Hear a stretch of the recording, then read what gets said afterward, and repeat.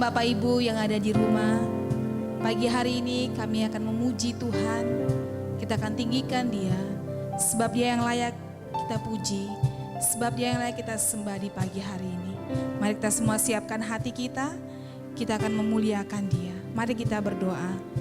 Bapak, kami mengucap syukur di pagi hari ini Bapak. Terima kasih buat kebaikan-Mu sampai hari ini kami bisa ada. Itu semua karena kebaikan-Mu Tuhan. Kami bersyukur karena Engkau Allah yang luar biasa.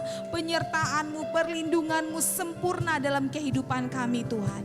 Biarlah di pagi hari ini Bapak, kami akan memuji Engkau. Kami akan menyembah Engkau. Dan kami memberi yang terbaik bagi Engkau Tuhan di pagi hari ini. Kami mengucap syukur Tuhan. Kami memulai ibadah kami di pagi hari ini hanya dalam nama Bapa, Anak dan Roh Kudus. Dalam nama Tuhan Yesus kami berdoa. Haleluya. Bapa, kami datang di hadirat-Mu Tuhan. Kami mau menyembah Engkau Raja di atas segala raja. Haleluya. Oh, Bapakku datang menyembah-Mu Tuhan, menyembah-Mu di sini. Ku percayakan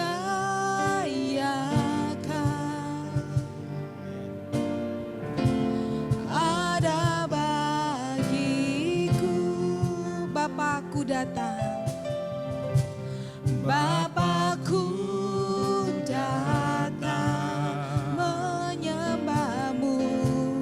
menyembah-Mu di sini.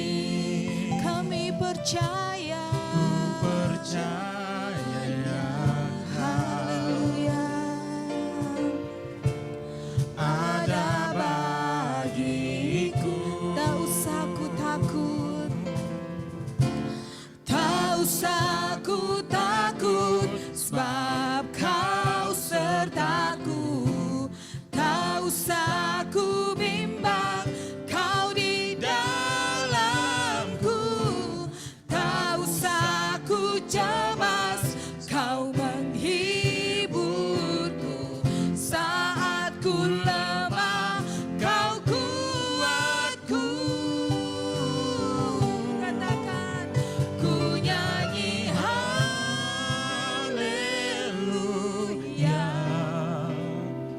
Ku nyanyi haleluya. Sungguh Kau hebat, sungguh Kau hebat. Haleluya. Ajaib perkasa Perbuatan-Mu, katakan, oh, ku nyanyi haleluya. haleluya. Ku nyanyi Kami nyanyi haleluya.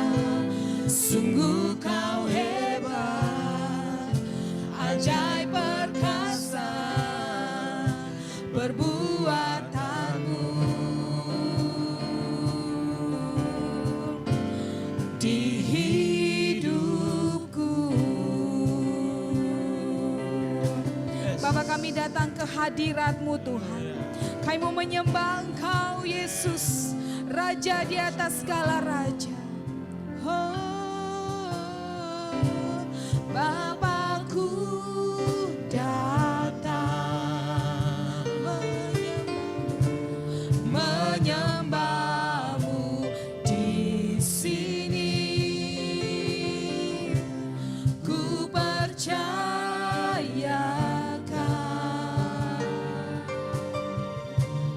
ada bagi. sekali katakan, Bapa, kami datang ke hadirat-Mu. Bapakku datang menyembah-Mu di sini. Ku percayakan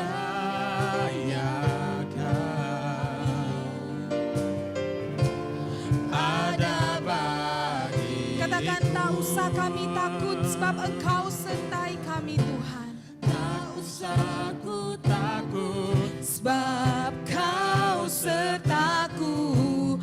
Tak usah ku bimbang, Kau di dalamku.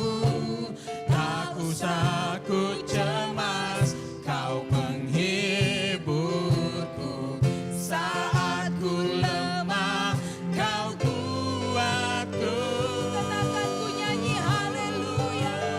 Ku nyanyi Haleluya. Ku nyanyi haleluya. Sungguh Kau hebat, ajaib perkasa, perbuatan. Ku nyanyi haleluya. Ku nyanyi haleluya. Kami nyanyi. Ku nyanyi haleluya.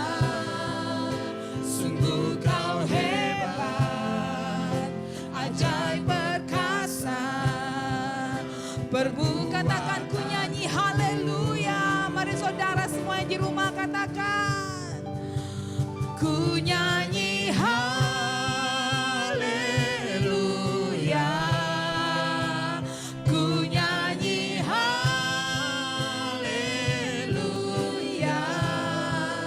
Sungguh Kau hebat, ajaib perkasa, perbuatan. Ku nyanyi haleluya.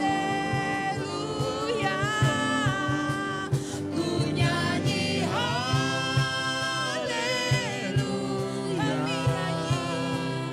Ku nyanyi haleluya. Sungguh Kau hebat, ajaib perkasa, perbuatanmu. Di hidupku sungguh Kau hebat, ajaib perkasa, perbuatanmu. Di hidupku sungguh Kau hebat, ajaib perkasa, perbuatanmu di hidupku. Haleluya, haleluya, haleluya, amin.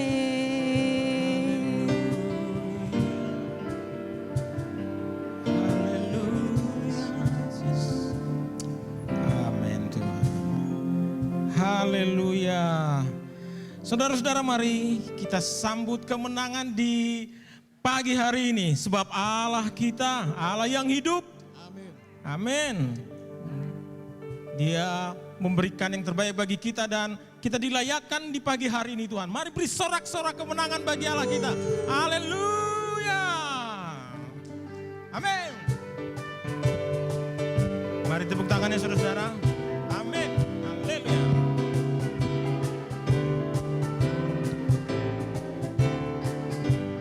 Anak Allah. Anak Allah. Siapa namanya? Yesus namanya. Amin. Menyembuhkan, menyucikan, Oh, bahkan mati. bahkan mati, tebus dosaku, kubur kosong, membuktikan Dia hidup. Sekali lagi katakan. Anak Allah, Yesus namanya, menyembuhkan, Menyucikan. menyucikan, bahkan mati, tebus dosaku, kubur kosong, membuktikan Dia hidup. Oh, katakan sebab Dia hidup. Sebab Dia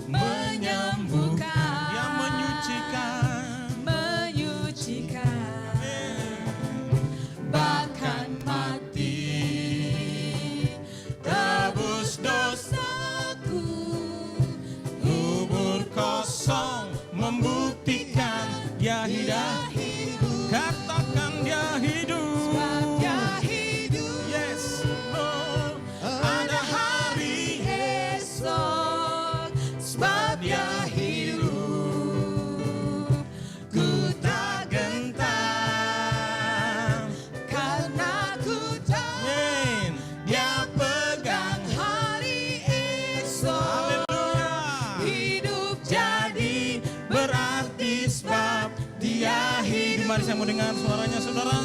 Sebab dia hidup. Katakan. Ada hari esok. Sebab dia hidup. Yes Lord. Ku tak gentar. Karena ku tahu apa? Dia pegang hari esok. Hidup jadi berarti sebab dia hidup. Oh, sebab dia hidup. Sebab dia hidup.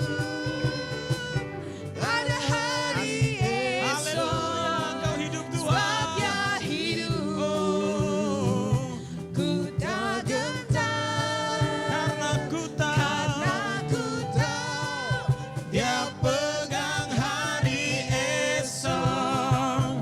Hidup jadi berarti sebab dia hidup. Hidup jadi berarti sebab dia hidup. Katakan. Hidup jadi berarti sebab dia hidup.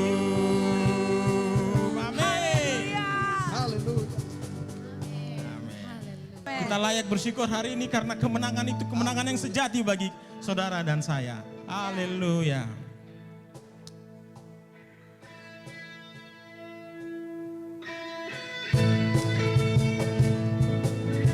Haleluya.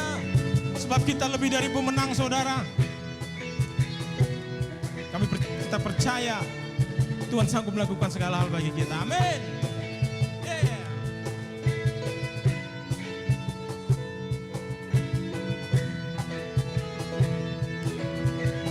Haleluya. lebih dari Pemenang dalam segala perkara. Iblis iblislah kalahkan oleh kuasa darahnya. Jika Allah di pihak kita, siapa dapat melawan? Kita lebih dari apa? Amin. Dari pemenang. sekali lagi.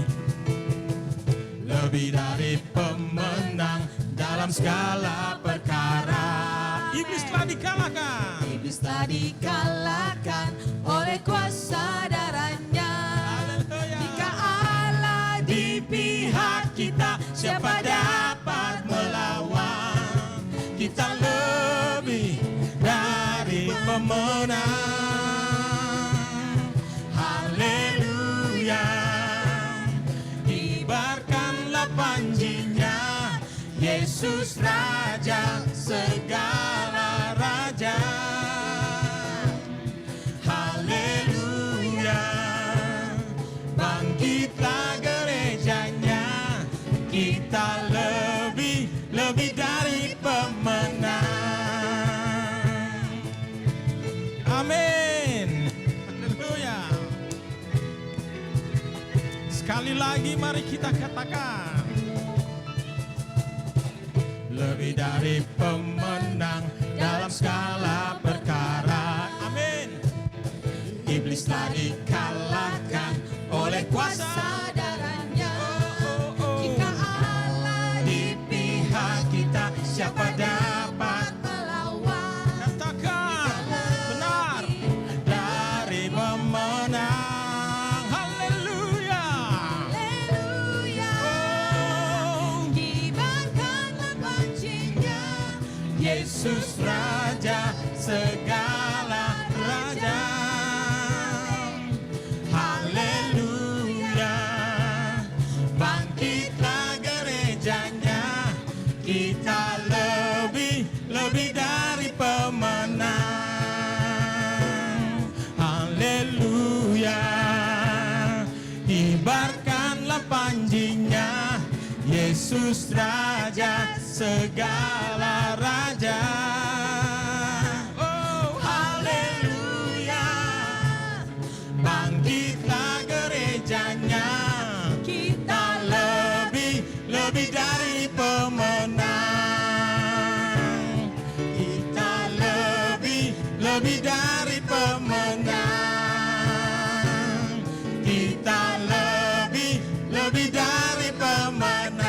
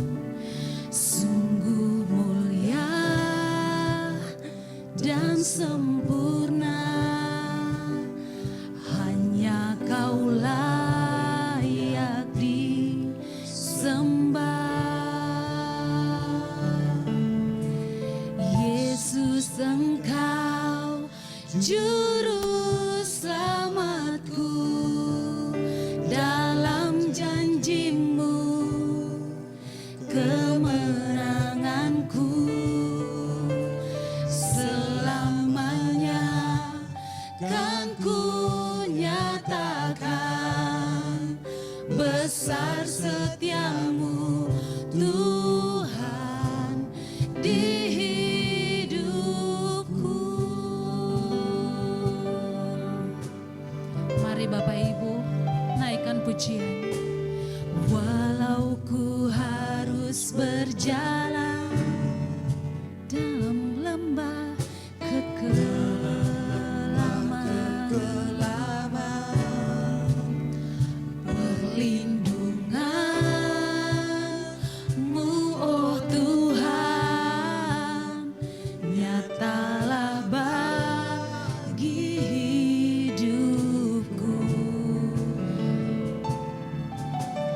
Tiada pernah sedetik pun, tiada pernah kau tinggalkan. Sungguh mulia dan sempurna, hanya Kau layak disembah.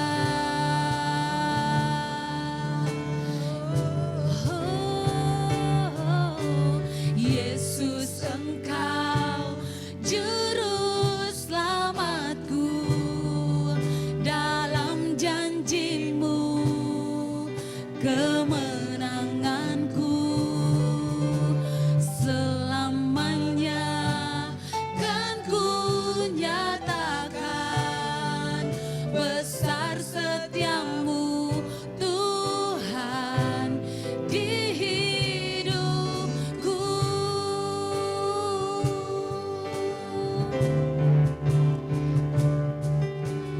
Yesus, Engkau juru selamatku, dalam janji-Mu kemenanganku selamanya kan ku nyatakan besar setiamu Tuhan di hidupku.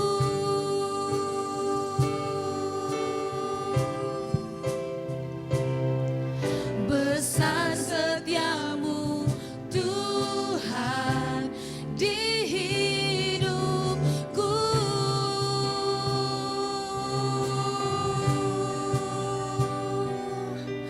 Besar setiamu Tuhan di hidupku.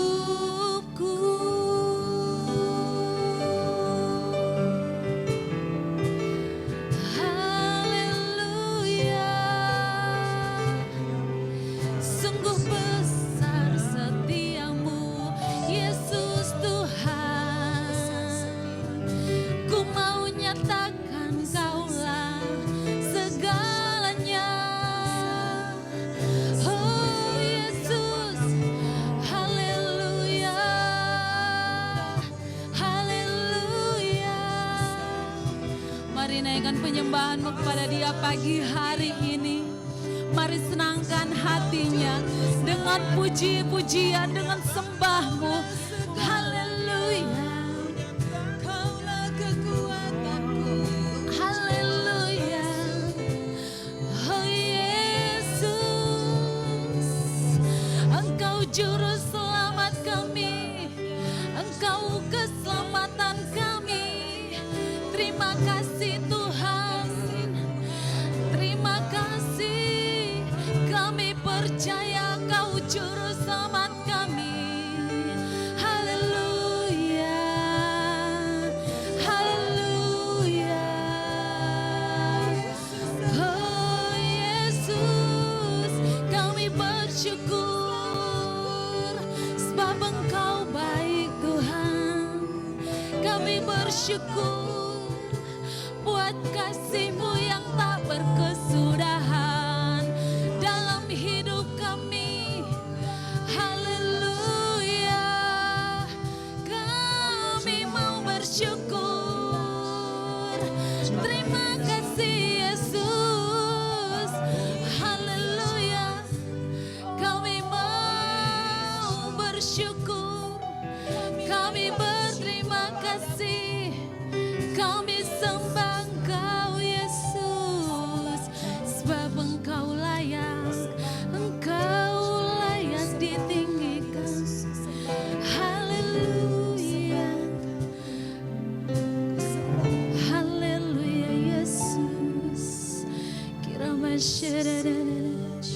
kasih Tuhan.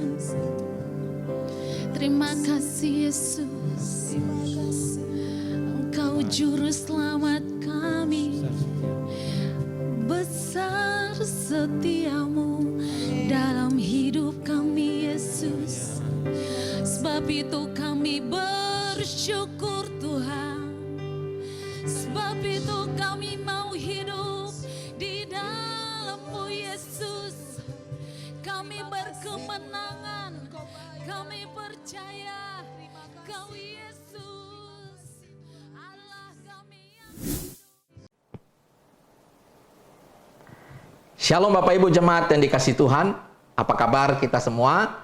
Saya percaya kita dalam keadaan baik-baik dan dalam keadaan dipelihara oleh Tuhan.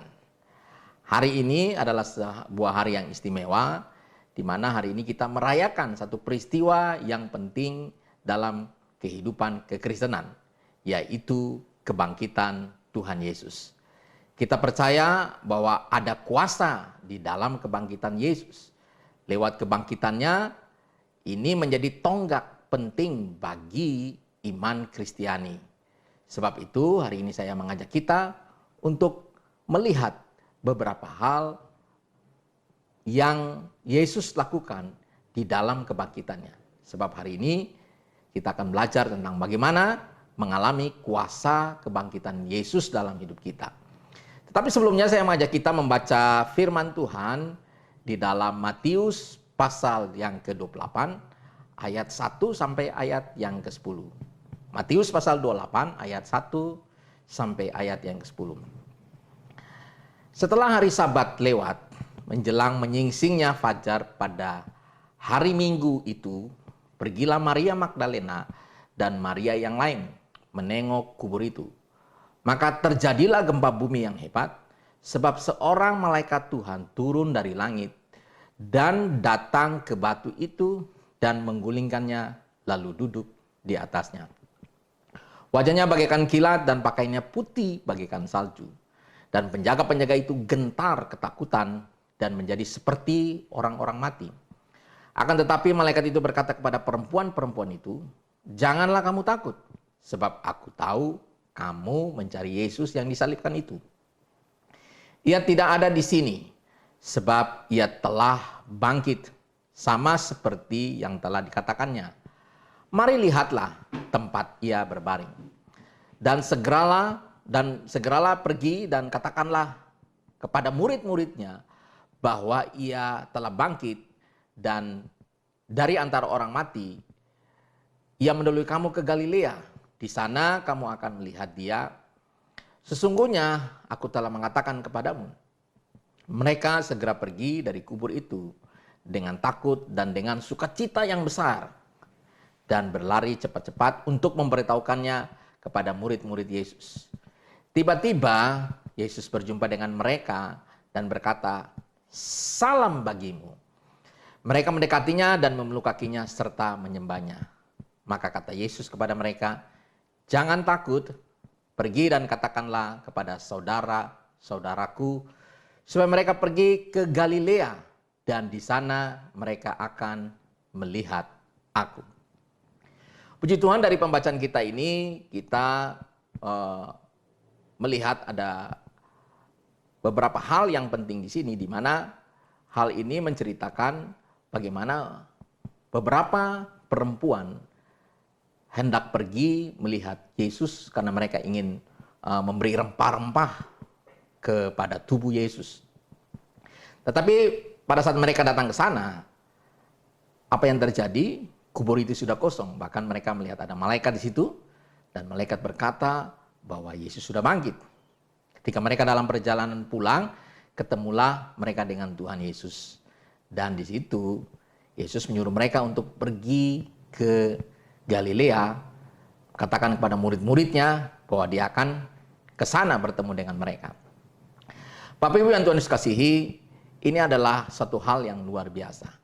Satu hal yang dahsyat, di mana ini menyatakan bahwa Allah kita itu hidup, Allah kita bangkit dari antara orang mati.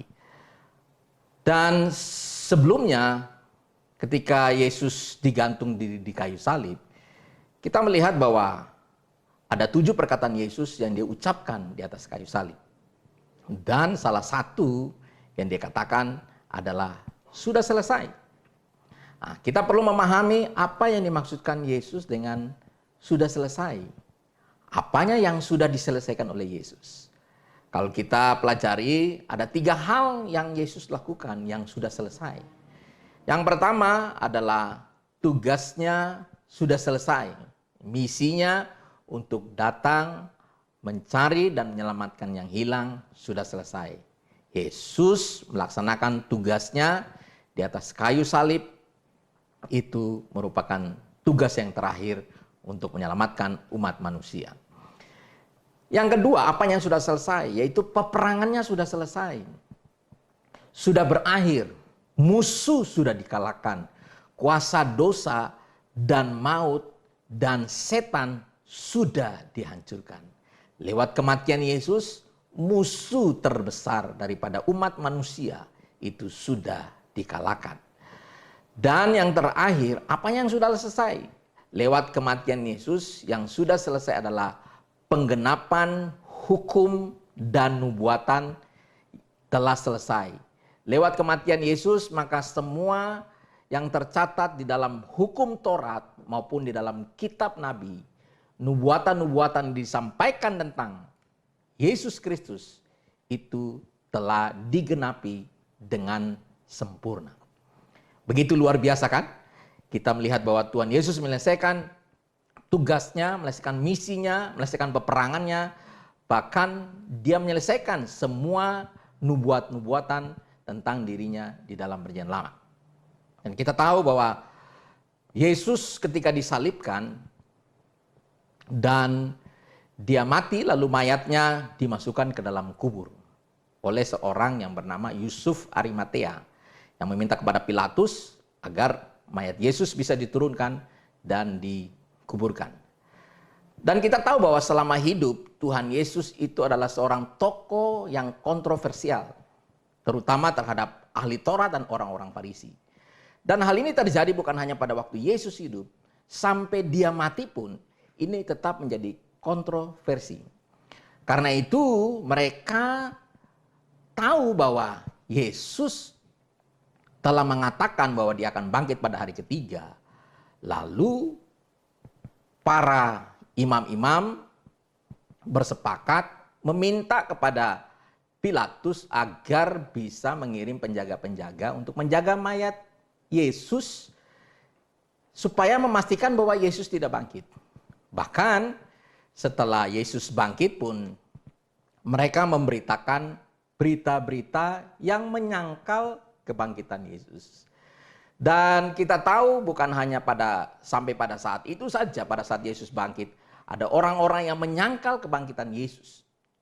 Makanya dikembangkanlah teori-teori tentang penyangkalan kebangkitan Yesus. Yang pertama, teori itu berkata bahwa mayat Yesus dicuri. Ya, inilah yang terjadi saat itu, dikatakan bahwa mayat Yesus dicuri. Nah, bagaimana mungkin hal ini terjadi? Bagaimana orang mau mencuri mayat? Itu tentu saja suatu kebohongan yang diciptakan orang untuk menutupi hal-hal yang tidak mereka kehendaki, yaitu bahwa Yesus telah bangkit. Teori yang kedua adalah bahwa mayat Yesus dipindahkan oleh orang Romawi. Ini juga tidak benar. Teori yang ketiga adalah bahwa Yesus masuk salah kubur. Ya, murid-murid datang kepada Yesus itu salah kubur. Mereka bukan masuk kepada kubur yang Tuhan Yesus dikuburkan, tetapi kubur yang lain yang kosong. Ini tentu saja teori yang tidak benar. Selanjutnya dikatakan bahwa Yesus itu hanya pingsan. Tentu saja ini tidak mungkin, bagaimana orang pingsan 3 hari 3 malam. Jadi dari hal-hal tersebut semuanya itu adalah penyangkalan tentang kebangkitan Kristus. Tetapi fakta dan bukti kebangkitan Yesus itu nyata. Yang pertama tadi bahwa kuburnya kosong. Kubur kosong dan sampai hari ini tidak pernah ditemukan mayat Yesus. Tidak pernah. Yang kedua, ada kesaksian dari para saksi yang menyaksikan tentang kebangkitan Kristus itu ratusan orang. Ya, untuk meneguhkan sebuah kesaksian itu benar hanya diperlukan 2 atau 3 orang saksi. Itu sudah cukup. Ini sampai ratusan orang. Berarti kesaksian dari ratusan orang ini meneguhkan bahwa memang kebangkitan Kristus itu adalah fakta. Itu bukan sebuah ilusi atau sebuah fantasi. Yang berikutnya, bukti atau fakta tentang kebangkitan Kristus adalah dari para rasul. Para rasul mereka dengan begitu bergairah, mereka dengan begitu sungguh-sungguh memberitakan tentang Injil. Di mana di dalam Injil itu berisi tentang kematian, kebangkitan Tuhan Yesus. Bahkan bukan hanya itu, mereka mau mempertaruhkan hidup mereka karena berita ini. Bayangkan kalau ada orang mau mempertaruhkan hidupnya, bahkan mereka mati karena berita yang mereka sampaikan. Tentu saja berita ini tidak bohong. Ini berita yang benar. Ya, kita tahu bahwa ada banyak orang-orang Kristen yang dianiaya, mereka mati karena mereka percaya bahwa Yesus itu mati, dia dibangkitkan dari antara orang mati, dan dia naik ke surga. Sebab itu sebagai orang percaya, kita semua percaya bahwa Yesus itu sudah bangkit. Dan kuasa kebangkitannya itu begitu dahsyat, begitu hebat, yang mempengaruhi kehidupan kita orang percaya sampai hari ini. Bahkan mulai dari Yerusalem, Yudea sampai ke ujung bumi, semua orang itu bisa percaya Yesus karena berita yang disampaikan di dalam Injil itu adalah Yesus yang telah bangkit. Sebab itu, mari kita lihat beberapa hal bahwa kuasa kebangkitan Yesus itu begitu dahsyat dan harus kita alami di dalam kehidupan kita. Yang pertama, kita harus melihat kuasa kebangkitan Yesus itu menyatakan bahwa dia adalah Allah yang hidup. Dia adalah Allah yang hidup. Ya, Yesus mati memang, tapi dia bangkit lagi. Dia tidak mati selama-lamanya, tetapi dia hidup selama-lamanya. Kita tahu bahwa semua manusia, termasuk tokoh-tokoh hebat, termasuk para bangsawan, orang-orang hebat, tokoh-tokoh agama, nabi-nabi, itu mati dan mereka tidak bangkit lagi. Mungkin saja ada orang pernah mati dan bangkit, tetapi mereka mati juga dan tidak pernah bangkit lagi. Jadi Bapak Ibu yang Tuhan kasihi, kebangkitan Kristus membuktikan bahwa dia hidup. Kebangkitannya membuktikan bahwa dia adalah Allah yang hidup. Dia bukan Allah yang mati. Bahkan kebangkitannya ini menyatakan bahwa dia adalah sumber hidup itu. Sebab itu setiap orang yang percaya pada Yesus itu akan mengalami kehidupan yang luar biasa. Kehidupan yang dimana Yesus pernah alami sendiri. Hanya Yesus yang bangkit dari antara orang mati. Tidak ada manusia lain yang mati dan bangkit lalu hidup selama-lamanya. Maut tidak berkuasa atas diri Yesus, melainkan sebaliknya Yesus yang berkuasa atas maut. Bahkan dikatakan Yesus adalah yang sulung yang pertama bangkit dari antara orang mati. Artinya apa? Yesus itu yang pertama bangkit dari antara orang mati, supaya nanti besok-besok ada orang lain juga yang akan bangkit seperti Yesus.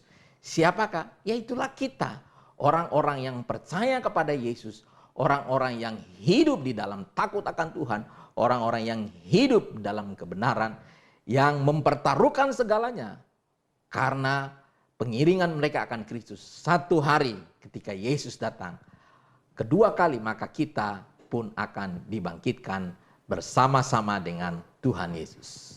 Itu yang pertama, bahwa Allah kita adalah Allah yang hidup.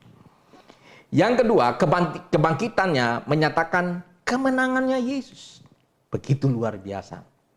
Ya, ada beberapa kemenangan yang digapai oleh Yesus ketika dia bangkit dari antara orang mati. Yang pertama, kemenangan terhadap dosa.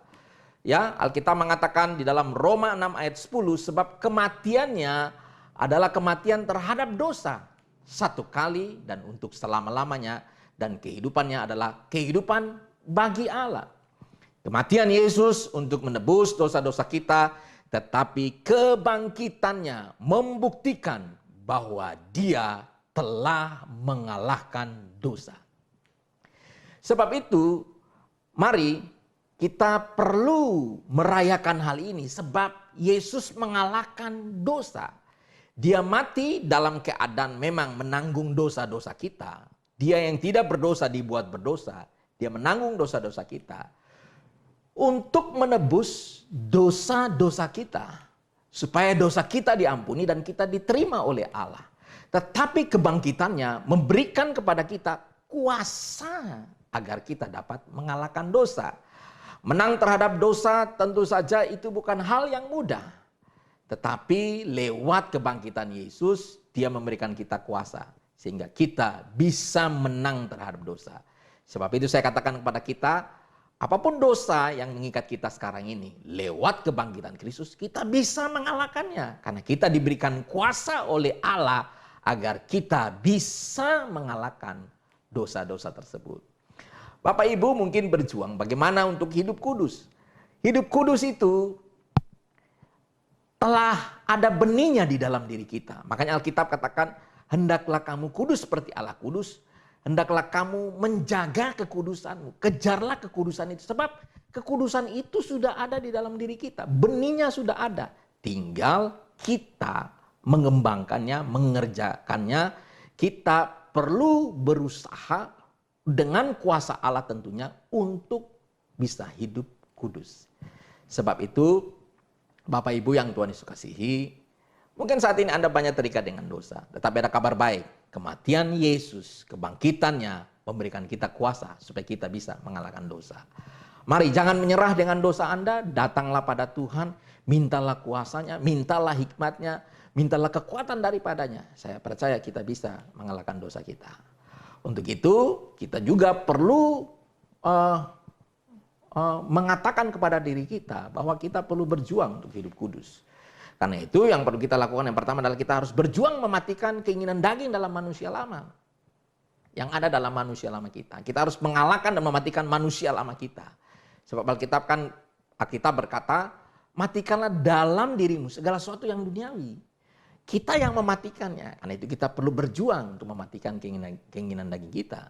Yang kedua, untuk kita terus mengalami kemenangan terhadap dosa, kita harus mengalami pembaruan pikiran.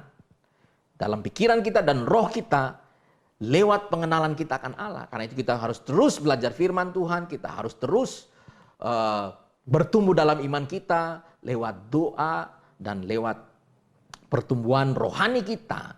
Harus kita usahakan terus-menerus. Yang terakhir adalah kita perlu belajar mengenakan manusia baru. Mengenakan manusia baru ini adalah manusia seperti Tuhan Yesus. Misalnya Bapak Ibu, kalau dulu suka marah-marah, kalau marah, waduh itu mengerikan sekali. Tetapi Alkitab mengatakan bahwa kalau kita marah tidak boleh sampai matahari terbenam. Artinya marah itu tidak boleh dipendam sampai menjadi kebencian ataupun kepahitan. Tetapi kita harus bisa mengampuni orang. Kita harus bisa mengasihi orang. Memang seringkali Tuhan mengizinkan orang-orang yang menjengkelkan dalam hidup kita adalah supaya kita bertumbuh dalam iman, supaya kita bertumbuh dalam kasih, supaya kita bertumbuh dalam karakter kita, supaya kita bisa menang atas dosa. Yang kedua, kemenangan yang Yesus capai adalah kemenangan atas maut. Di dalam Roma 6 ayat 9, karena kita tahu bahwa Kristus sesudah ia bangkit dari antara orang mati, ia tidak mati lagi. Maut tidak lagi berkuasa atasnya. Ini begitu luar biasa. Kebangkitan Yesus sekali lagi itu menyatakan kemenangannya terhadap maut. Ya, maut dan kematian tidak lagi berkuasa, tetapi telah dikalahkan kepada Yesus. Sehingga setiap orang yang percaya kepada Yesus itu tidak akan mengalami maut lagi. Sebab Yesus telah mengalahkan maut. Kalau dulu semua orang ketika mereka mati, mereka tidak punya harapan. Mereka semua turun ke dalam dunia orang mati. Tapi sekarang ketika kita percaya pada Yesus, kita sungguh-sungguh hidup dalam takut akan Tuhan, hidup dalam ketaatan, maka ketika kita mati nanti, maka yang akan menyambut kita adalah Tuhan Yesus. Kita bukan berada lagi di dalam alam maut, tetapi kita berada di dalam Firdaus, tempat di mana kita dikumpulkan bersama-sama dengan Tuhan kita. Dan jaminan kemenangan atas maut ini itu luar biasa. Dan itu sekali lagi akan dialami oleh mereka yang memelihara iman mereka, yang mempertahankan iman mereka, yang berusaha untuk iman mereka bertumbuh sampai titik darah penghabisan. Sama seperti Paulus mengatakan bahwa ia telah mengakhiri pertandingan dengan baik dan ia telah memelihara imannya sampai akhir. Ternyata kita perlu memperjuangkan iman kita. Kita perlu ada dalam pertandingan iman. Sebab dengan demikian kita akan memperjuangkan iman kita sampai titik darah penghabisan. Sampai akhir hidup kita, kita mesti memastikan bahwa kita telah berjuang dalam pertandingan iman dan kita telah menang dalam pertandingan itu. Yang berikutnya, kemenangan Yesus atas kuasa setan. Ya. Ibrani pasal 2 ayat 14 berkata, karena anak-anak itu adalah anak-anak dari darah dan daging, maka ia juga menjadi sama dengan mereka, mendapat bagian dalam keadaan mereka, supaya oleh kematiannya ia memusnahkan dia, yaitu iblis yang berkuasa atas maut. Luar biasa. Alkitab berkata kematian Yesus itu memusnahkan iblis, menghancurkan iblis. Bahkan dikatakan dalam Kolose 2 ayat 15 berkata bahwa ia telah melucuti pemerintah-pemerintah dan penguasa-penguasa dan menjadikan mereka tontonan umum dalam kemenangannya atas mereka. Bapak Ibu yang Tuhan Yesus kasihi, kebangkitan Kristus telah mengalahkan setan, telah juga mengalahkan maut dan telah mengalahkan dosa. Sebab itu, mari kita sebagai orang percaya yang hidup dalam ketaatan, yang mengikuti Kristus dalam hidup kita, belajar untuk hidup dalam kemenangan yang Yesus berikan. Karena itu hari ini ketika kita menghadapi godaan-godaan dari iblis ataupun kita mengalami peperangan secara langsung dengan iblis, jangan takut. Tuhan telah memberikan kita kemenangan lewat kebangkitannya. Apa yang harus kita lakukan? Kita berperang di dalam peperangan kita itu, karena kuasa sudah Tuhan berikan. Kita berperang, kita mengalahkan roh-roh jahat, kita mengalahkan iblis dengan darah Yesus Kristus, darah anak domba, dan kesaksian kita, dan juga bagi kita yang tidak menyayangkan nyawa kita. Sebab itu begitu luar biasa. Kebangkitan Kristus memberikan kemenangan yang luar biasa bagi kita. Yang setuju katakan amin. Oke, puji Tuhan. Yang ketiga adalah kebangkitan Yesus memberikan kelahiran baru sehingga kita mengalami satu kehidupan yang penuh dengan pengharapan. 1 Petrus 3 ayat 3 dan 4 berkata, terpujilah Allah dan Bapa Tuhan kita Yesus Kristus, yang karena rahmat-Nya yang besar telah melahirkan kita kembali oleh kebangkitan Yesus Kristus dari antara orang mati kepada satu kehidupan yang penuh pengharapan, untuk menerima satu bagian yang tidak dapat layu, yang tidak dapat cemar, yang tidak dapat layu, yang tersimpan di sorga bagi kamu. Yaitu kamu yang dipelihara dalam kekuatan Allah dalam imanmu. Sementara kamu menantikan keselamatan yang tersedia untuk dinyatakan pada akhir zaman. Bergembiralah akan hal itu, sekalipun sekarang ini kamu seketika harus berduka cita oleh berbagai-bagai pencobaan.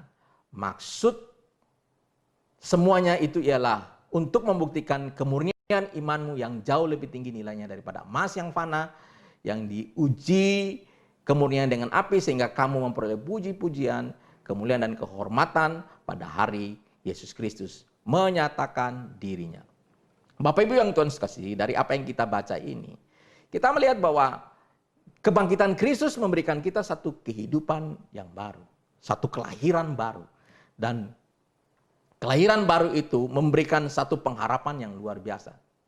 Pengharapan di sini adalah pengharapan bukan tentang hal-hal yang fana di bumi ini, bukan tentang hal-hal yang sifatnya sementara di bumi ini.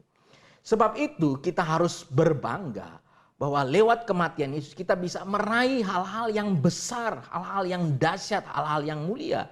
Dan itu melebihi semua apapun yang kita bisa lihat di muka bumi ini. Sebab itu dikatakan pengharapan itu begitu luar biasa. Dan pengharapan itu ada di mana?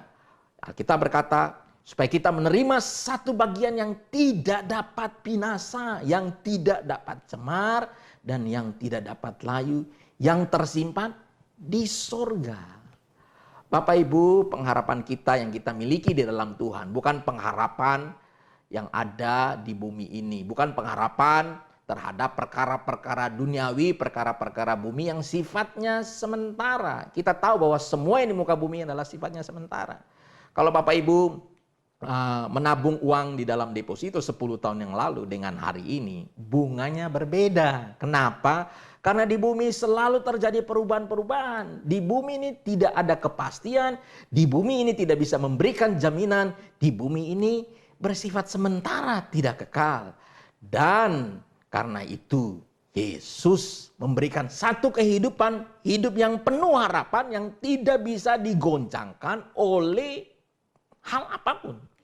Makanya dikatakan kita punya satu pengharapan, kita memiliki satu kekayaan, kita memiliki satu harta di sorga nanti yang tidak bisa layu, yang tidak bisa binasa maupun tidak bisa cemar. Ini begitu luar biasa. Bapak Ibu, hari-hari ini kita mengalami goncangan yang sekarang ini terjadi karena ditimbulkan oleh pandemi virus corona ini. Menyebabkan apa? Ekonomi goncang. Banyak orang di PHK. Pekerjaan orang mengalami kebangkrutan. Usaha bangkrut. Bahkan perbankan pun goyang. Hari-hari ini kita melihat Tuhan menggoncang banyak hal. Supaya apa? Supaya lewat peristiwa ini mengingatkan kita bahwa perkara-perkara yang duniawi ini itu sifatnya sementara dan mudah terpengaruh oleh hal apapun. Makanya kita lihat oleh virus yang kecil saja menggoncang seluruh dunia.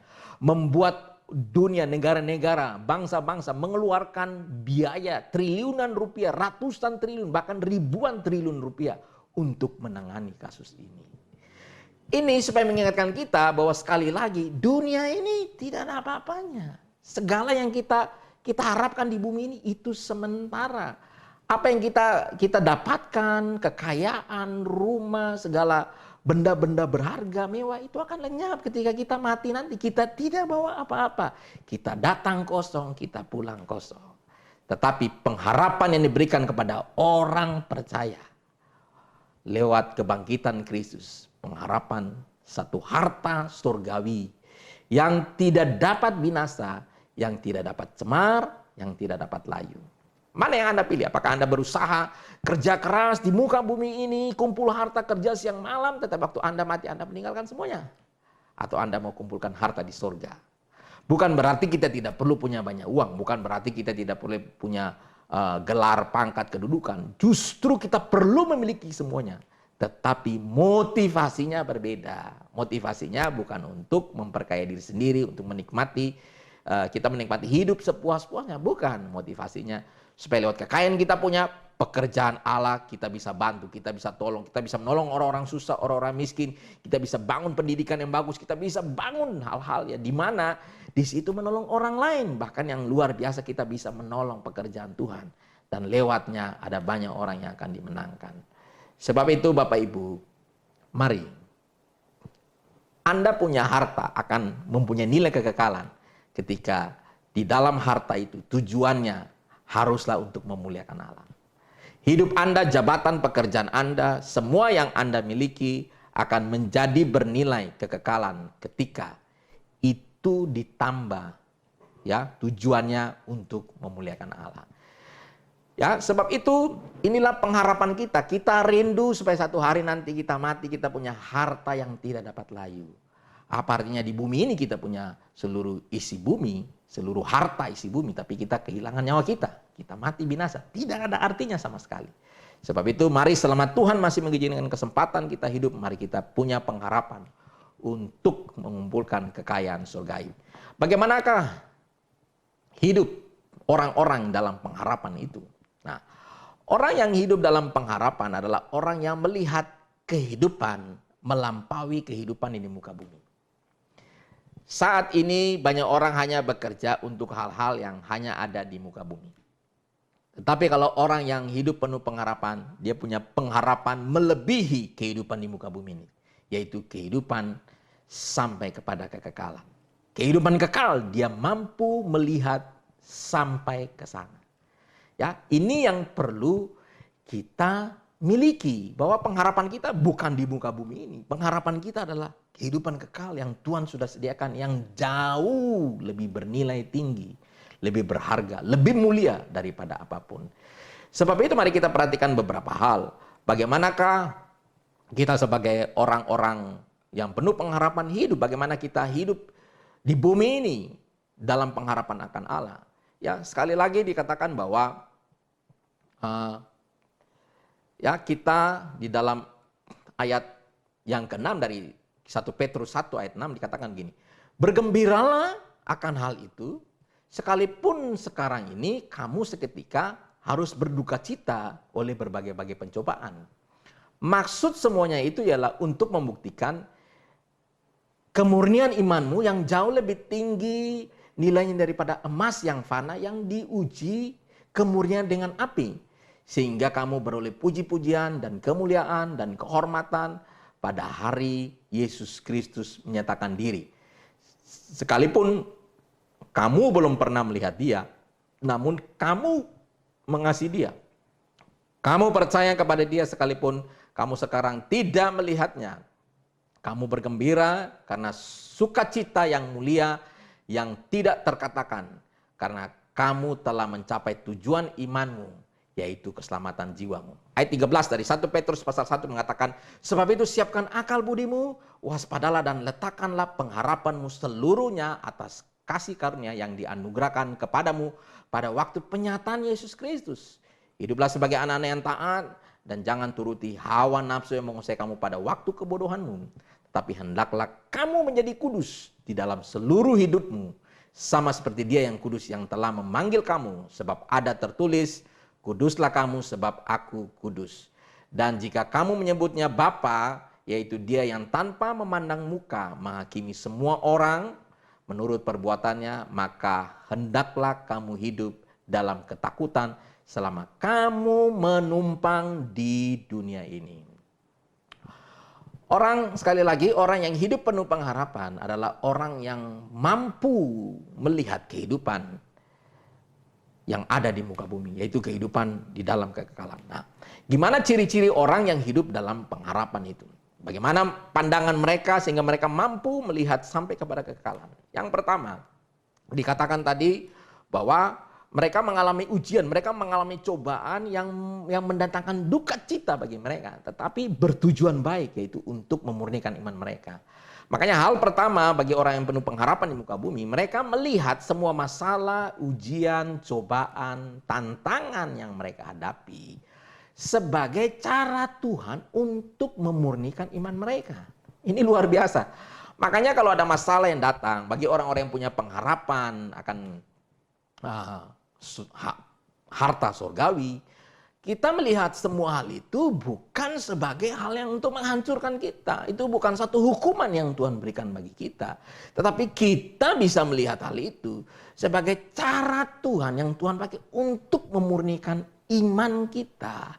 Bahkan di sini katakan bahwa iman yang murni itu adalah harta abadi yang jauh lebih tinggi nilainya daripada emas fana.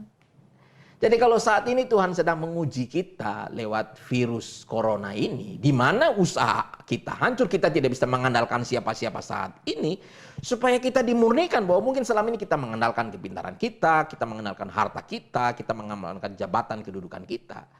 Kita harus lepaskan semua itu supaya kita datang bahwa sekarang ini yang hanya kita berharap adalah kepada Tuhan. Nah, ini untuk memurnikan iman kita. Bahwa kita harus melepaskan semua hal yang kita andalkan selama ini. Dan mungkin itu adalah berhala kita. Di sini Tuhan mau kita dimurnikan supaya kita melepaskan berhala-berhala yang selama ini kita miliki. Supaya kita tetap percaya pada satu-satunya Tuhan. Ya, kita harus jadikan Tuhan satu-satunya dan segala-galanya. Bukan yang lain. Sebab itu Bapak Ibu yang Tuhan kasihi, semua ini baik untuk menguji iman kita. Mungkin Bapak Ibu yang di rumah, masalah keluarga, jangan melihat itu sebagai satu hal yang buruk. Makanya orang yang mengalami masalah-masalah ini dan tidak memiliki pengharapan, ya, itu mereka melihat bahwa ya hanya masalah di muka bumi. Makanya orang-orang seperti ini itu ciri-cirinya suka bersungut-sungut, menyalahkan orang lain, menyalahkan keadaan, bahkan menyalahkan Tuhan di dalam persoalan yang mereka hadapi. Sebab itu mari, kalau kita punya pengharapan bukan tentang perkara-perkara bumi, tetapi perkara-perkara yang dia akan datang, kita bisa melihat harta surgawi, harta abadi. Salah satu yang bisa kita miliki adalah kemurnian iman, iman yang murni. Semakin murni iman kita, semakin tinggi nilainya di hadapan Allah. Ini begitu dahsyat. Karena itu Bapak Ibu, saya percaya bukan hanya ini, ada juga yang mengalami PHK di dalam pekerjaan. Kita jangan menyalahkan keadaan, menyalahkan Tuhan. Bukan. Saya percaya Tuhan punya maksud tertentu di dalam hidup kita. Supaya kita bisa melihat, oh ternyata Tuhan inginkan hal ini. Supaya iman kita murni. Supaya kita datang kepada Tuhan, kita berharap pada Tuhan, kita berseru kepada Tuhan, kita bergantung kepada Dia dan kita mengandalkan Dia, menjadikan Dia satu-satunya andalan di dalam hidup kita. Sebab itu Bapak Ibu, mari kita harus tetap bertumbuh ya di dalam iman. Kalau orang yang melihat perkara kekekalan, dia melihat semua persoalan, itu bukan sebagai sebuah hukuman, tetapi itu adalah maksud Tuhan, cara Tuhan untuk mengubah dia, untuk membuat imannya semakin bertumbuh dan memurnikan imannya. Apakah sehari-hari ini kita sedang mengalami masalah demikian? Mari sadarlah, kalau orang yang punya pengharapan, dia akan bisa melihat bahwa ini adalah cara Tuhan untuk memurnikan saya. Dan ingatlah, iman yang murni itu adalah harta yang lebih berharga daripada emas. Di situ dikatakan emas yang fana, berarti itu sama sekali tidak ada artinya. Berarti kehidupan kemurnian iman kita itu jauh lebih tinggi daripada apapun.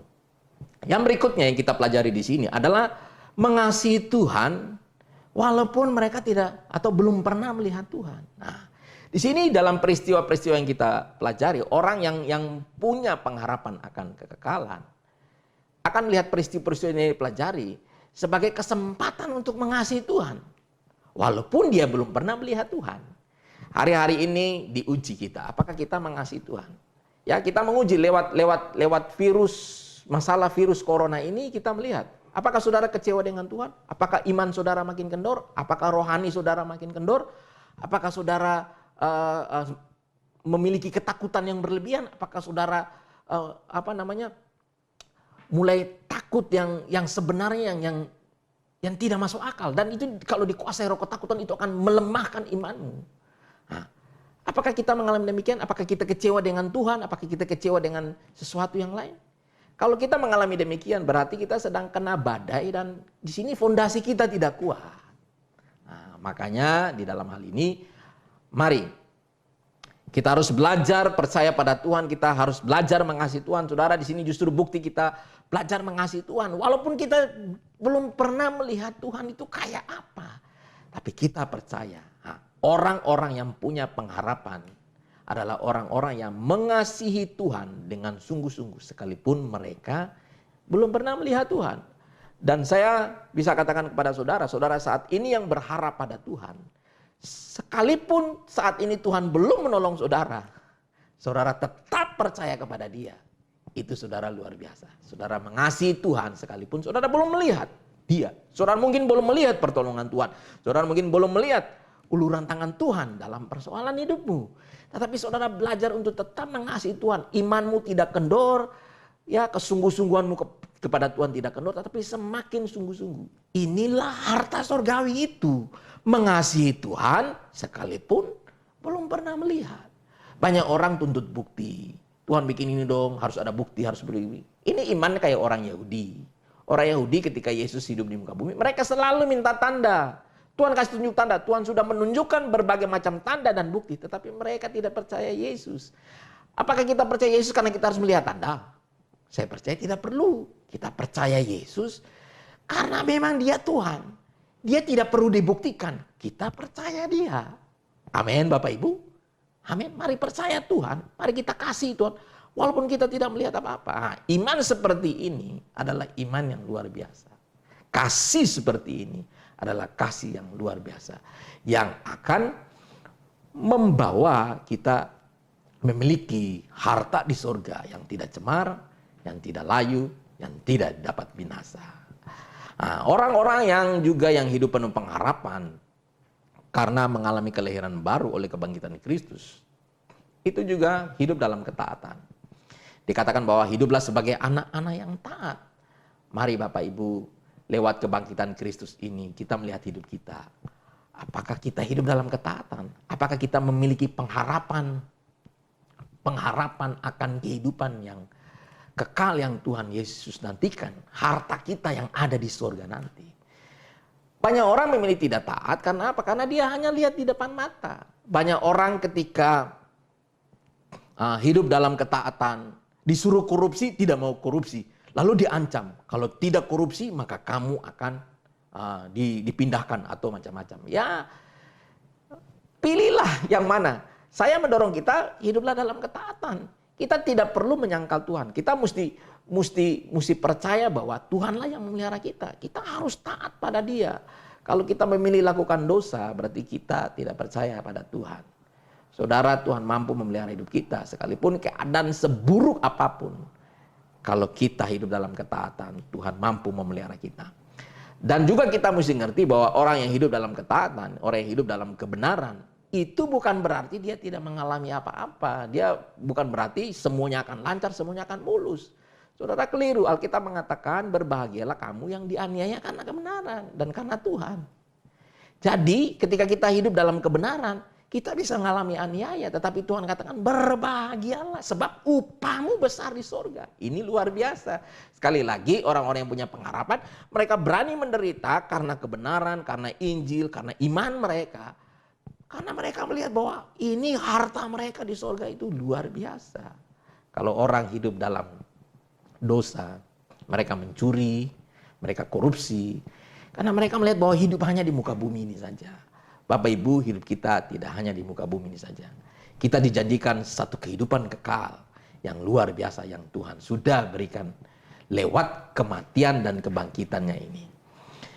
Yang berikutnya adalah kita perlu hidup kudus. Nah, kalau kita berbicara tentang kekudusan, banyak orang tidak suka. Banyak orang berpikir, mana mungkin kita bisa hidup kudus? Mana mungkin saya bisa hidup benar? Mana mungkin saya bisa hidup suci? Ini yang selalu membuat pikiran kita, pikiran orang Kristen, tidak mampu hidup kudus. Makanya ketika kita melihat keadaan kehidupan orang-orang Kristen saat ini menyedihkan. Karena kenapa? Mereka banyak tidak hidup dalam kekudusan. Di gereja ketika ibadah kelihatan seperti malaikat, tapi keluar ketika di dalam pekerjaan, di dalam keluarga, di dalam hal-hal yang lain, banyak hal yang sebenarnya menyedihkan. Perbuatan-perbuatan mereka tidak menunjukkan bahwa mereka itu adalah anak-anak Allah yang hidup. Ya, kita harus menunjukkan siapa Allah kita dari apa yang kita sembah. Bukan dari apa yang kita lakukan, bukan dari atribut yang kita pakai. Kalau saudara pakai kailun salib, bukan berarti saudara Kristen. Kristen itu pengikut Kristus, hidup seperti Yesus. Itu baru dikatakan Kristen. Pakai salib itu belum tentu Kristen. Ini yang menyedihkan. Sebab itu mari hidup kudus itu harus menjadi satu standar bagi setiap orang percaya. Jangan berpikir bahwa kita tidak bisa hidup kudus. Bapak Ibu perlu mengerti, kalau Tuhan katakan kuduslah kamu sama seperti aku kudus. Tidak mungkin Tuhan menulis perintah ini di dalam Alkitab kalau Dia tahu kita tidak mampu melakukannya. Tidak mungkin. Tuhan pasti tahu kita bisa hidup dalam kekudusan. Dan orang-orang yang punya pengharapan akan kekekalan untuk melihat harta surgawi, itu mampu hidup kudus. Kalau saudara hanya hidup melihat apa yang ada di bumi ini, kita akan tidak mampu hidup kudus. Bahkan di dalam Alkitab tadi katakan, Jika engkau menyebut dia Bapa, hendaklah kamu hidup dalam ketakutan selama kamu menumpang di muka bumi. Sebab Tuhan tidak memandang muka. Dia akan menghakimi kita menurut perbuatan kita. Nah, di sini perlu kita jelas bahwa Tuhan tidak memandang muka. Tuhan tidak peduli siapapun kita. Saudara kaya miskin, orang terhormat, atau orang biasa, saudara dalam posisi apapun saat ini. Tuhan tidak memperhitungkan siapa saudara. Yang dia perhitungkan adalah perbuatan saudara. Dan perbuatan itu harus nyambung atau berhubungan dengan kekudusannya. Jadi yang Tuhan perhitungkan saudara bukan dari apa yang kau punya. Dari kekayaan yang kau punya, bukan. Tapi dia perhitungkan dari perbuatanmu yang kudus itu. Yang sama dengan dia, itu yang diperhitungkan. Makanya bilang kuduslah kamu sebab aku kudus. Kalau saudara hidup kudus sama seperti Tuhan kudus, itu yang diperhitungkan Allah. Bahkan dikatakan dia Bapa yang tidak memandang muka, yang menghakimi orang menurut perbuatannya. Ini harus kita ngerti dan kita pahami. Bahkan Alkitab katakan bahwa kita harus hidup dengan takut dan gentar selama kita menumpang di bumi ini. Orang yang punya pengharapan kekal akan memandang bahwa kita hidup di bumi ini cuma menumpang. Saudara hidup di bumi ini berapa lama? Ya, beberapa hari terakhir kita mendengar berita ada orang-orang yang meninggal. Dan kita tahu ada orang-orang yang hebat, yang tenar dalam segala karya-karya yang dimiliki, ya prestasi-prestasi yang dicapai. Tetapi waktu dia mati semuanya tinggal. Dan kalau dia tidak melakukan itu untuk kekekalan, semua yang dia lakukan itu tidak ada artinya. Makanya di dalam kekristenan, orang ya yang mampu melihat dalam kekekalan, dia akan melakukan segala sesuatu hanya untuk menyenangkan Tuhan, hanya untuk memuliakan Tuhan. Dia tidak peduli dengan lain, dia tidak takut hal yang lain, sebab dia percaya bahwa tersedia bagi dia harta kekal, harta abadi. Mari Bapak Ibu, ya sekali lagi saya melihat dalam beberapa hari ini ada beberapa orang yang meninggal yang usianya masih sangat muda, umur 40-an meninggal. Ya kita tidak tahu, bukan masalah cara meninggalnya karena apapun, tetapi yang kita perlu lihat adalah cara hidup kita. Saudara, satu hari kita mati, kita pasti mati, kita akan mati dan kita harus mati. Dan kalau kita mati, sekarang pertanyaan gini, apa yang kita bawa? Saudara bawa apa? Saudara bawa prestasi-prestasimu yang hanya untuk menyenangkan dirimu, membuat kehormatan bagi dirimu, itu tidak ada artinya di hadapan Allah.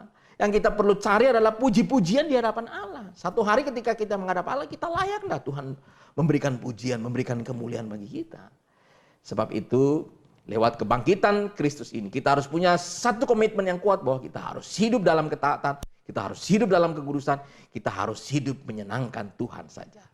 Dan dengan demikian saya percaya kuasa kebangkitan Kristus akan berdampak besar di dalam hidup kita dan juga akan berpengaruh bagi orang lain. Orang-orang yang hidup seperti ini dia tidak takut apapun. Dia tidak takut dengan kondisi apapun yang terjadi sebab dia telah mampu melihat ke dalam kekekalan. Bapak Ibu, mari biarlah lewat kebangkitan Tuhan Yesus ini, yang menyatakan bahwa dia hidup, dia berkuasa, dan dia memberi satu kehidupan yang baru. Nah, sebagai orang yang mengalami kuasa kebangkitan Kristus ini, mari kita hidup dalam ketaatan, mari kita melihat hal-hal yang jauh melebihi daripada hal-hal di muka bumi. Apapun persoalan saudara hadapi, ingatlah, semuanya bertujuan baik untuk memurnikan imanmu. Dengar, imanmu itu jauh lebih tinggi hartanya, nilainya daripada emas yang fana. Kita mengatakan emas yang fana, jauh lebih tinggi. Jangan gara-gara masalah uang 500.000, uang 1 juta kita berantem dan itu bikin malu Tuhan. Di manakah imanmu? Karena itu mari kita lewat kebangkitan Kristus ini, kita mengoreksi iman kita. Sejauh manakah kemurnian iman kita? Semurni apakah iman kita saat ini? Apakah iman kita masih banyak kotornya? Dan iman itu harus diuji dengan api. Ya, emas itu harus dimurnikan dengan api. Iman itu harus diuji juga atau dimurnikan dengan api. Dan api itu selalu berbicara tentang penderitaan, selalu berbicara tentang aniaya, selalu berbicara tentang hal-hal yang tidak menyenangkan. Kalau ada orang membenci saudara, kalau ada orang tidak menyukai saudara, ada orang gosip tentang saudara, ada orang fitnah saudara, ada orang menekan saudara, ada orang menginginkan perkara-perkara yang jahat dalam hidup saudara, dengarlah. Itu bisa saja adalah sebuah ujian yang Tuhan izinkan untuk memurnikan iman kita. Puji Tuhan, demikianlah yang saya bisa sharing di hari ini. biarlah hal ini menjadi berkat bagi kita semua. Mari kita berdoa. Bapa, kami bersyukur untuk firman yang kami dengar. Terima kasih sebab Engkau telah mati, tetapi Engkau bangkit dari antara orang mati. Terima kasih Tuhan, Engkau bangkit untuk membawa satu pengharapan dalam hidup kami. Engkau bangkit membuktikan bahwa Engkau adalah Allah yang hidup, Engkau bukan Allah yang mati. Ada banyak berhala mereka mati, tetapi Yesus itu hidup dan berkuasa. Engkau juga lewat kebangkitan menyatakan bahwa Engkau telah menang atas dosa, atas maut, dan atas segala hal. Setan, pemerintah-pemerintah, penguasa-penguasa di dunia ini Engkau telah menang. Dan Engkau juga telah bangkit untuk memberikan kami satu kehidupan baru yang penuh pengharapan yang ada di surga. Tuhan, tolong kami semua supaya kami lewat perenungan ini, biarlah kami merenungkan bahwa kami perlu untuk hidup sungguh-sungguh dalam mengikuti Tuhan. Kami perlu lagi untuk mengintrospeksi diri kami. Kami perlu melihat seberapa murni iman kami. Roh Kudus, tolong kami, pimpin kami hari-hari ini supaya kami hidup terus dibaharui. Kami hidup dalam kekudusan, kami hidup dalam ketaatan. Kami percaya orang-orang yang hidup takut Tuhan, orang-orang yang hidup dalam ketaatan, dalam kekudusan, akan menjadi perhatian utama Tuhan dalam hidup kami. Terima kasih Tuhan, berkati kami semua, lindungi seluruh jemaat-Mu dimanapun berada.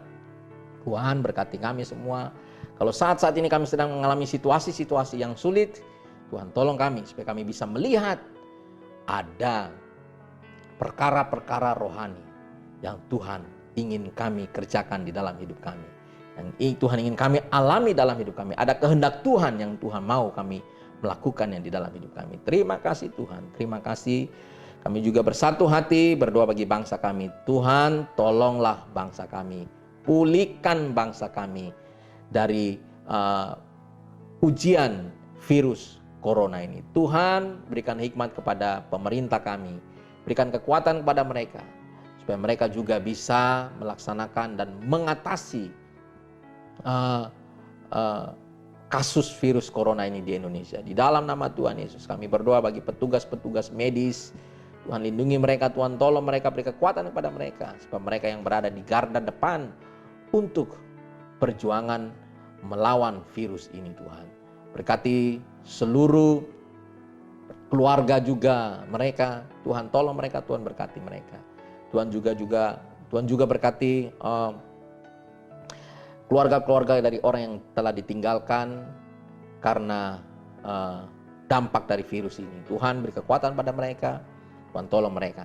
Kami juga berdoa untuk keadaan ekonomi Indonesia. Kami berdoa supaya Tuhan pulihkan. Tuhan, tolong orang-orang yang mengalami dampak secara langsung dalam kehidupan mereka. Tuhan, tolong mereka, Tuhan kuatkan mereka. Berkati mereka Tuhan. Terima kasih Tuhan. Terima kasih Tuhan Yesus. Kami juga serahkan negeri kami, negeri Papua, supaya Tuhan juga pulihkan dari virus ini. Tuhan beri hikmat pada pemerintah kami, supaya mereka bisa mengatasi masalah ini sebaik mungkin dan secepat mungkin. Terima kasih Tuhan Yesus. Juga berkati kamu semua, masyarakat Indonesia, masyarakat di negeri ini, di tanah Papua, supaya kami juga mengikuti anjuran pemerintah untuk memutus penyebaran virus ini. Di dalam nama Tuhan Yesus kami berdoa, Tuhan lindungi kami semua. Di dalam nama Tuhan Yesus kami juga berdoa, kami serahkan hidup kami ke dalam tangan Tuhan. Biarlah hidup kami hari-hari ini kami semakin menghayati, supaya kami hidup bukan seperti orang yang hidup biasa-biasa, tetapi kami mau hidup berarti, kami mau hidup jadi berkat bagi orang lain. Terima kasih Tuhan Yesus. Kami kembalikan segala pujian hormat hanya bagi Tuhan. Dan sebelum kami menutup ibadah ini, kami mau terima berkat daripada Tuhan. Biarlah damai sejahtera dari Allah Bapa, kasih karunia dari Tuhan Yesus Kristus dalam persekutuan dengan kuat kuasa Roh Kudus menyertai kita semua hari ini sampai selama-lamanya. Di dalam nama Tuhan Yesus Kristus kami berdoa. Haleluya. Amin. Puji Tuhan, Bapak Ibu yang Tuhan kasih, dengan demikian berakhir pula ibadah pada hari ini. Dan kita akan ketemu lagi minggu depan. Jika Tuhan mengizinkan, kita masih live streaming, kita akan tetap menyampaikan ibadah secara online. Tapi kalau keadaan sudah pulih, ya saya percaya kita juga akan berkumpul bersama-sama satu saat. Shalom, Tuhan Yesus memberkati.